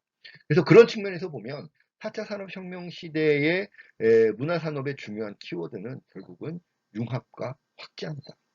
새로운 디지털 기술과 문화 콘텐츠가 어떻게 융합할 것이냐. 장르적으로도 융합할 수 있지만 서비스 혹은 그런 그 콘텐츠 수용, 감상이라고 하는 영역과 어떻게 또 융합할 것이냐. 이런 융합에 대한 관점을 갖는 것이 중요하고 두 번째, 융합이라고 하는 것이 문화 콘텐츠 중심의 융합일 수도 있고 혹은 기술 중심의 융합일 수도 있습니다. 어떤 새로운 기술을 활용하기 위해서 문화 콘텐츠를 활용을 하는 그런 융합의 어떤 모델들도 분명히 존재할 것이고 이미 그런 모델들이 존재하고 있기도 합니다. 그런데 이것이 문화 콘텐츠에게 유리한 문화 콘텐츠가 보다 바람직한 방향으로 발전하게 하는 방향으로 4차 산업혁명 시대의 기술들이 활용되어야겠죠. 우리가 아까 얘기했던 것처럼 인간들을 위해서 4차 산업혁명 시대의 기술들이 활용될 수 있어야 되겠다. 그것이 중요한 전제다라고 말씀을 드렸는데 마찬가지로 4차 산업혁명 시대와 문화 콘텐츠 산업이 서로 간의 관계를 맺는다면 문화 콘텐츠 산업의 이로운 방향으로 새로운 디지털 기술들이 활용될 수 있어야 되는데 그러기 위해서는 융합이라고 하는 것이 문화 콘텐츠의 대중예술의 가치가 다양한 4차 산업혁명 시대의 여러 가지 새로운 과학기술들 혹은 새로운 산업의 영역들로 확장되는 방식으로 융합이 이루어져야 되겠다라는 겁니다. 그래서 그런 측면에서 융합이라고 하는 키워드와 문화 콘텐츠의 의미와 가치가 다양한 그 사회의 여러 가지 삶의 영역으로 확장될 수 있게 만들어야 되겠다라는 의미에서의 확장, 이 두 가지가 중요한 4차 산업혁명 시대의 문화 콘텐츠 산업의 키워드가 된다라는 부분들을 한번 더 강조를 드리겠습니다. 잠깐 옛날 과거로 한번 돌아보겠습니다. 원시 시대에도 예술이 존재했을까요? 여러분들 한번 상상해 보십시오. 아까 제가 잠깐 힌트를 드렸던 것 같은데 원시 시대에도 예술은 존재했습니다. 인간들이 7만 년 전에 인지혁명을 통해서 언어와 개념을 갖고 활용할 수 있게 된 그 순간부터 예술은 원시적인 형태로 존재를 하면서 현재 이런 고도화된 모습까지 역시 7만 년의 역사를 갖고 있는 것이죠. 화면에 보이는 그림은 스페인 알타미라 동굴에서 발견된 구석기 시대의 벽화입니다. 구석기 시대에 적어도 만년 이상 전에 존재했던 우리 구석기 시대의 선조들이 그린 그림인데 대단히 사실적이고 대단히 입체적인 그런 정교한 그림입니다. 웬만한 그 미술의 재능을 갖고 있는 사람들에게도 이런 정도의 수준으로 황소, 들소를 그린 그림인데 이런 정도의 수준으로 들소를 그려봐라 쉽게 그리지 못합니다.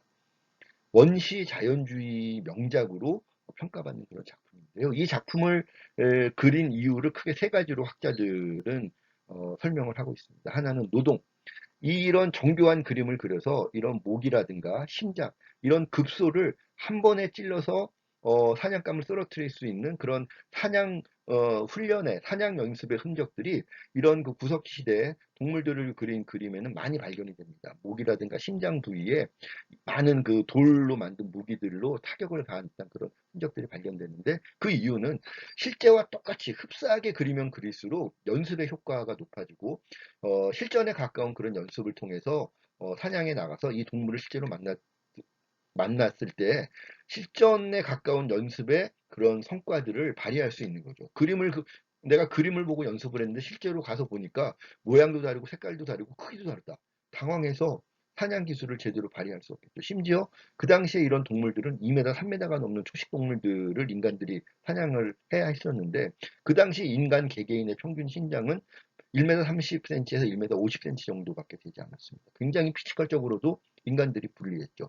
작은 개체인 인간이 큰 개체인 이런 동물들을 원활하게 사냥을 안전하게 하기 위해서는 한 번에 급소를 공격을 해서 일격필살 한 방에 쓰러뜨리지 않으면 오히려 괜히 이 엉덩이나 이런 데 잘못 공격을 하면 얘들이 화를 내고 분노를 하면서 오히려 인간을 공격을 할 것이고 급소를 공격받지 않아서 큰 부상을 입지 않아서 화가 난 그런 짐승들이 인간에게 돌격을 해오면 인간은 속수무책으로 오히려 목숨을 잃을 수밖에 없는 것이죠. 그래서 이런 정교한 그런 그림을 그려야 되는 첫 번째 이유는 사냥을 잘하기 위해서 그 시대의 가장 중요한 노동, 생산 행위였던 사냥이라고 하는 그런 행위와 관련된 그런 경험들, 노하우들, 지식 정보를 공동체가 공유하고 다음 세대로 전송하기 위한 그런 노동에 의한 동기 때문에 이러한 그림들을 그렸을 것이다. 이것이 하나의 이유고 두 번째는 이런 그림들 가운데는 그런 사냥 흔적들이 발견되지 않은 그림들이 있습니다. 또 심지어는 동물이 아니라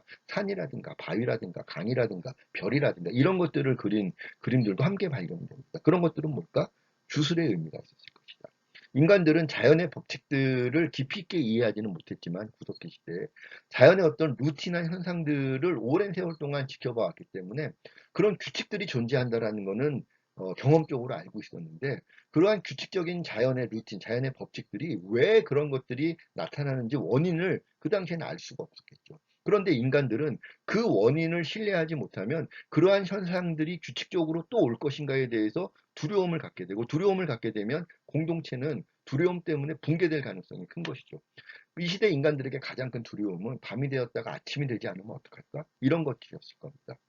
아침이 된다라는 이유를 우리는 잘 알고 있기 때문에 지구가 자전을 하니까 이렇게 태양으로부터 멀어지면 밤이 됐다가 가까워지면 아침이 된다. 우리 인간은 알고 있기 때문에 밤이 돼서 깜깜해지고 해도 우리는 두려움을 갖지 않고 잠자리에 편하게 들 수 있는 것이죠. 이세 인간들은 그런 그 원리를 몰랐기 때문에 어제는 아침이 왔지만 내일은 안 오면 어떡하지? 이런 두려움. 근데 아침이 안 오면 인간들의 삶은 정말 피피할 수밖에 없는 겁니다. 인간들은 시각적으로 발달하지 않았기 때문에 어둠은 인간들이 생존하는데 절대적으로 불리해요. 어둠을 이용을 하는 포식자들이 호시탐탐 인간들을 노리는 시대가 이 시대였다라는 것이죠. 또 계절이 바뀌어서 지금 겨울이 돼서 추워 죽겠고 먹을 것이 없고 뭐 사냥감도 안 보이고 뭐 채집해 먹을 열매도 없는데 봄이 안 오고 여름이 안 오면 어떡하지? 그런 두려움들. 근데 그런 두려움을 이겨내기 위해서는 원인을 알아야 되는데 현대와 같은 과학 지식들이 없었을 때 주술이라고 하는 것, 이런 자연의 법칙은 저런 신적인 그 능력을 갖고 있는 저 어떤 토템의 대상들, 산이든 뭐 아니면 바다든 뭐 어떤 바위든 나무든 혹은 어떤 특정한 동물이든 그러한 인간들이 그 공동체가 바라봤을 때 가장 신적인 대상으로 인정할 만한 그러한 그 어떤 대상을 토테미즘, 원시 주술의 그런 신봉의 신적 대상으로 설정을 해놓고 이러한 많은 루틴들을 바로 저 신적인 존재가 자기의 역량으로 관장을 하고 있는 것이야 라고 설명을 하면 그 공동체는 그 법칙을 신뢰하고 다음번 그 삶의 여러 가지 중요한 행위들을 자연의 법칙을 믿고 그 법칙에 따라서 삶의 다음 단계들을 준비할 수 있었다라는 것이죠. 그리고 그러한 과정을 통해서 생산력도 높이고 공동체의 결속도 유지할 수 있는 그런 효과들을 거둘 수 있었다라는 것이죠. 그래서 원시 시대의 주술은 허황된 그런 신적인 그 신화적인 믿음의 역할뿐만 아니라 그 시대의 가장 고도의 과학적인 어떤 설명, 가장 학술적, 이론적인 설명을 주술의 스토리텔링을 통해서 그 시대 인간들에게 제공해주는 그런 중요한 역할을 했던 것이 원시시대 주술의 기능이었던 것입니다. 그러니까 노동의 필요성과 주술의 필요성이 굉장히 밀접한 상관관계를 갖고 있었던 것이죠. 그래서 두 번째 중요한 이유, 이런 그림을 그린 중요한 이유가 주술의 이런 목적들, 그 시대의 자연의 법칙을 이해할 수 있게 만드는, 자연의 법칙을 신뢰할 수 있게 만드는 스토리텔링을 제공하기 위해서 주술이 필요했었다. 그리고 마지막 유희의 목적. 이런 그림들을 보니까 사실 이런 그림들을 그리는 그 능력은 공동체의 모든 사람들이 갖고 있는 게 아니라 몇몇 사람들이 이런 능력을 갖고 있어서 대표적으로 이런 그림을 그려줬겠죠. 이런 그림을 그리는 능력을 갖고 있었던 사람들에게 긴 밤, 긴 겨울날, 무료한 인간들의 그런 시간들을 가장 즐겁고 또 여러 가지 삶의 스트레스를 그 풀 수 있는 그런 그 휴식의 그런 시간에 굉장히 중요한 그 유희, 오락의 역할을 제공을 해줬던 것이 또 이런 그림을 그리게 만드는 중요한 이유 중에 하나였을 것이다라고 보는 겁니다. 어떤 사람은 탄양 연습을 통해서, 어떤 사람은 뭐 잡담을 통해서 그런 생존의 스트레스들을 공동체 안에서 해결을 했다면 예술적인 역량을 갖고 있는 사람들에게는 노동적인 목적이나 주술적인 목적을 떠나서 내가 잘 그리는 그림 자체를 열심히 그리고 재밌게 그리다 보니까 그것이 나에게 만족감을 주고 삶의 힐링을 주는 그런 역할을 이 그림을 그리는 창작 행위가 해 주었다라는 것이죠. 그런 측면에서 이런 원시시대의 이런 그 자연주의 명작들을 그리게 된 중요한 세 가지 이유를 학자들은 노동, 주술, 그리고 유희 이 세 가지 관점에서 분석을 하고 설명을 하고 있는데요. 한마디로 이러한 노동, 주술, 유희의 이런 목적들을 한마디로 우리가 다시 한번 의미를 부여해 보자면 결국은 원시시대 사람들이 노동을 열심히 하고 주술을 열심히 신봉을 하고 또 나름대로 예술을 통해서도 이렇게 삶의 스트레스들을 풀기 위해서 애썼던 그런 그 바탕에는 공통적인 이유가 있었던 것이죠. 무엇이 있었나? 사랑하는 가족들과 더 행복하게 살아갈 수 있는 내일, 이것이 원시시대 우리 구석기 시대 때 우리 그 선조 인류들이 가지고 있었던 가장 중요한 삶의 욕망이었던 것입니다. 그리고 그러한 삶의 욕망을 충족받을 수 있는 그러한 미래를 상상하면서 이러한 그림들을 열심히 그리고 즐겁게 그리고 또 그림을 그릴 수 있는 능력은 없지만 그려진 그림들을 보면서 함께 그런 것들을 수용을 하고 받아들이고 커뮤니케이션하는 그러한 과정들을 원시시대 우리 선조들은 공동체 안에서 함께 행해 왔다라는 것이죠. 그런 측면에서 쉽게 얘기하자면 잘 살고 싶다, 잘 먹고 잘 살고 싶다라고 하는 선악 이전의 굉장히 순수한 욕망들을 구현한 것이 예술적으로 구현한 것이 우리 방금 살펴봤던 알타미라 동굴벽화 같은 구석기 시대의 미술 작품에 담겨져 있는 그 시대 사람들의 순수한 욕망이고 그 예술 작품의 중요한 모티브이다라고 말할 수 있는 것이고 그런 측면에서 이러한 작품들을 우리가 원시시대 최고의 명작의 가치를 갖는다라고 설명할 수 있다라는 것입니다. 물론 그림 말고도 다양한 유형의 예술 행위들을 원시인들은 했을 겁니다. 스토리텔링, 아까 주술적인 스토리텔링들 그대로 원시 문학의 그런 그 형식과 의미, 가치들을 갖고 있는 것이죠. 또 우리가 뭐 지금까지 어떤 음원으로 남아있는 것은 아니지만 원시적인 삶을 살고 있는 뭐 아마존이나 이런 구대륙의 원시 이 문화를 여전히 유지하고 있는 그런 부족들의 삶의 방식을 보면 원시적인 그런 퍼포먼스들, 그 다음에 노래들, 또 이런 원시적인 축제들, 이런 것들이 그런 것들을 우리가 관찰하면서 이런 미술 작품을 놓고 이와 같은 원시적인 문학, 원시적인 음악, 원시적인 어떤 무용, 원시적인 축제 이런 것들이 원시 예술의 형태로 과거로부터 현재까지 과거에도 존재해 왔었고 현재까지 그러한 원시 예술의 그런 그 원형들이 현재까지 이어지면서 현재의 다양하고 고도화된 예술의 그런 면모들을 갖출 수 있는 그런 그 오늘날까지 진화해 왔구나. 예술 자체도 진화해 왔구나. 우리가 이렇게 그 학술적으로 생각해 볼 수 있다라는 것입니다. 그래서 이러한 예술, 원시시대의 예술이 성립하고 현재의 그런 예술의 면모를 갖추게 되기까지 진화해왔던 이런 모든 과정들에 있어서 가장 중요하게 과거에나 지금에나 중요하게 작용을 하고 있는 예술의 가장 큰 모티브는 행복이다. 더 잘 먹고 더 잘 살고 싶다. 물론 그런 원시대의 사람들이 가졌던 잘 먹고 잘 살고 싶고 우리 가족들이 안전했으면 좋겠다라고 하는 그런 순수한 욕망과 비교하면 현대인들이 가지고 있는 그런 욕망들은 훨씬 더 다원화되어 있고 다층화되어 있는 복잡한 그런 욕망의 층위들을 가지고 있으나 결국은 현대의 예술도 그러한 인간들의 욕망이 예술 커뮤니케이션의 가장 중요한 모티베이션이 되는 것이다라고 우리가 이해할 수 있다는 것입니다. 그런 측면에서 보면 자, 아까 우리가 원시시대의 그림, 그 그림 그리려면 원시시대에 많은 그런 그 원시 도료들을 만들어내서 누군가 만들어냈기 때문에 그거를 가지고 아까 그런 그 색채, 붉은색의 그런 그 채색을 한 작품들을 만들어낼 수 있는 나름대로 원시시대의 과학기술을 통해서 원시적인 물감들을 만들어낼 수 있는 기술을 활용을 해서 그런 예술 행위를 했던 것이죠. 자, 그와 같은 관점에서 바라보면 현대에 굉장히 중요한 문화 예술, 예술 장르라고 할 수 있는 사진, 책, 영화, 방송, 컴퓨터 이런 등등등등의 많은 새로운 그런 과학 기술들이 현재 예술의 영역에서 각광을 받고 있는데 사진, 책, 영화, 방송, 컴퓨터 등등등 이러한 것들은 애초부터 예술을 위한 발명품으로 등장을 했던 것은 아니죠. 기록을 위해서 또 정보를 전달하기 위해서 어떤 뉴스를 기록을 해서 사람들에게 빨리 어떤 중요한 뉴스를 알리기 위해서 사실은 사진, 책, 영화, 방송, 컴퓨터 등은 그런 이유 때문에 발명된 것이었는데 이러한 기술들이 이러한 과학 기술들이 예술의 영역으로 들어와서 굉장히 중요한 유력한 예술의 그런 갈래가 되었고 오히려 뭐 책도 마찬가지고 사진기도 마찬가지고 뭐 영상도 마찬가지지만 오히려 본래의 그런 그 정보 전달이나 기록의 가치보다 예술의 가치를 구현하기 위해서 훨씬 더 많은 쓰임새를 갖게 된 것이 오늘날의 그런 아까 살펴봤던 그러한 과학기술들인데 이러한 과학기술들이 예술의 영역으로 들어올 수 있었던 것은 과학기술을 만든 과학자들의 이유나 과학자들의 어떤 목적이 작용을 하는 것이 아니라는 거죠.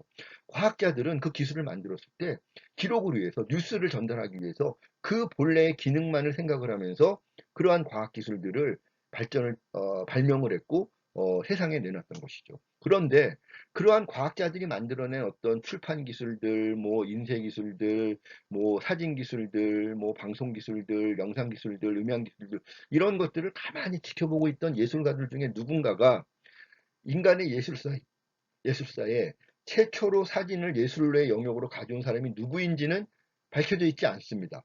많은 예술가들이 거의 비슷한 시기에 나는 그림이 아니라 사진을 통해서 나의 예술적인 어떤 그 표현을 해보고 싶어. 할 수 있을 것 같아. 그런 이 발상을 거의 비슷한 시기에 많은 예술가들이 동시에 했겠죠. 그러다 보니까 사진이, 영화가, 컴퓨터가, 영상이, 음향이 빠르게 예술의 영역으로 들어와서 예술의 도구로서 예술을 위한 활동, 창작 활동의 도구로서 중요한 의미와 가치를 새롭게 가지게 된 것입니다.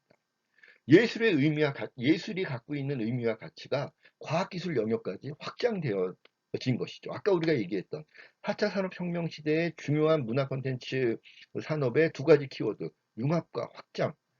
이 융합과 확장이라는 키워드는 이미 4차 산업혁명 시대 이전에 예술이 존재하고 발전해 왔던 7만 년 전 인지혁명 시기부터 예술이 채택을 했던 가장 중요한 자기 전략 두 가지가 바로 융합과 확장이었던 것입니다.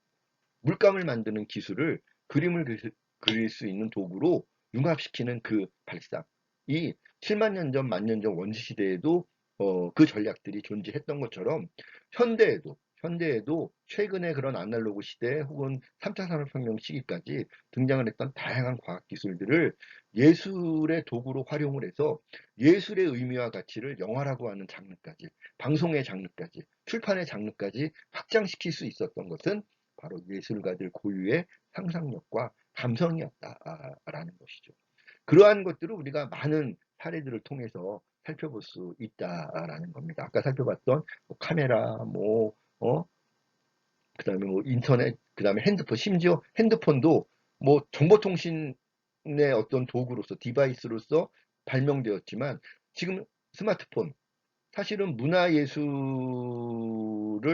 행하는 창작의 도구이자 수용의 도구로서의 의미와 가치를 오히려 더 많이 가지고 있는 것이죠. 그래서 그런 측면이 바로 예술가들의 상상력과 감성이 과학기술을 예술의 도구로 활용을 할 수 있었던 것이고, 그러한 과정을 통해서 예술의 의미와 가치가 다양한 삶의 영역까지 확장되어 가면서 그것이 기술 중심으로 예술을 융합을 하는 것이 아니라 예술 중심으로 기술을 융합을 하고 기술의 영역까지 예술을 확장시키는 그러한 모델들을 이미 예술들은 만 년 전, 2만 년 전부터 예술의 진화 역사 과정에서 일관되게 그러한 전략들을 활용해 왔다. 그 부분들을 우리가 상기해야만 한다는 것입니다. 아까 잠깐 살펴봤던 재매개화의 관점에서 바라보면 4차 산업혁명 시대의 디지털 기술들, 디지털 미디어 기술들을 활용을 한 그런 문화 콘텐츠 영역에서의 융합도 역시 마찬가지라는 거죠. 예술가들의 상상력에 의해서 4차 산업혁명 시대 디지털 기술들을 융합을 하고 그 영역으로 예술의 의미와 가치를 확장시켜 가는 것이 과거로부터 우리가 깨달을 수 있는 중요한 교훈이자 중요한 그런 그 예술의 발전 전략이다라는 것이죠.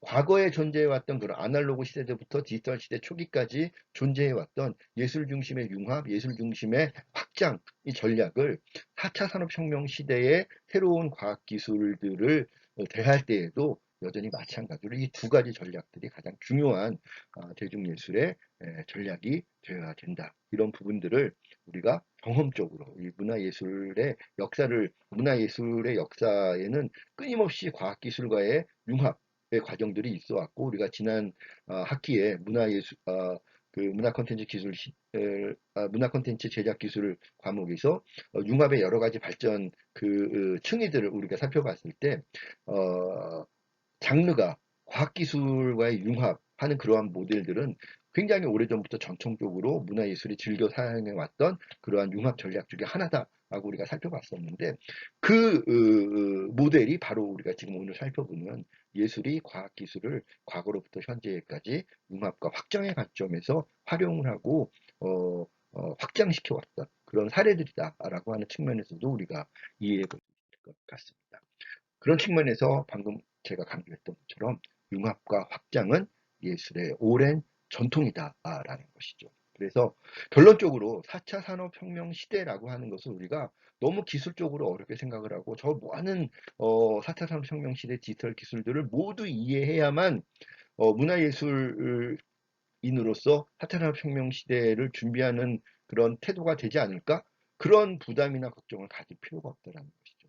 기술은 그거를 활용할 수 있는 매뉴얼 수준의 이해만 가지고 있으면 충분하다. 오히려 예술인들이 가지고 있는 스스로의 상상력, 스스로의 창의력, 스스로의 고유한 예술 감성들, 그런 것들을 바탕으로 그런 것들을 중심으로 기술을 융합하고 확장시키려고 하는 그런 전략들을 강구해야 된다. 그런데 그러한 융합과 확장의 모델들은 멀리 어려운 데 있는 것이 아니라 우리 대중예술의 역사에서 이미 만 년 전, 5천 년 전, 1,000년 전, 몇백 년 전 이미 우리의 예술과 대중예술의 역사에 많은 그런 사례들을 살펴보면 우리가 지금 고민해야 될 4차 산업혁명 시대의 기술과의 융합, 4차 산업혁명 시대로의 확장이다라고 하는 그런 전략적인 모델을 강구할 수 있는 많은 좋은 그런 사례들을 불과 몇십 년 전, 불과 몇백 년 전에 그런 사례들을 보면 우리가 카메라를 예술의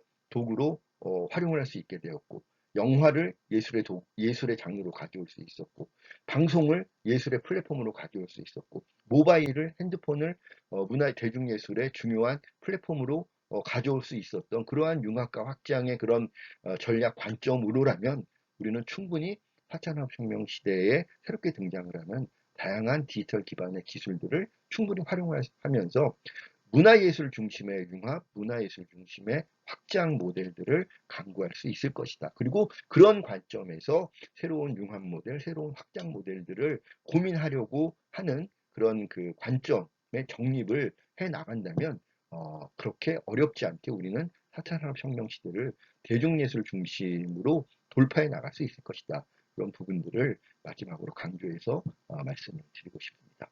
그래서 우리가 융합, 을 강조하는 것이죠. 그냥 콘텐츠 기획이 아니라 융합 콘텐츠 기획. 그냥 콘텐츠 현장을 바라보는 것이 아니라 융합 콘텐츠 기획의 현장을 살펴봐야 되고, 융합을 강조하는 이유가 바로 그것에 있다.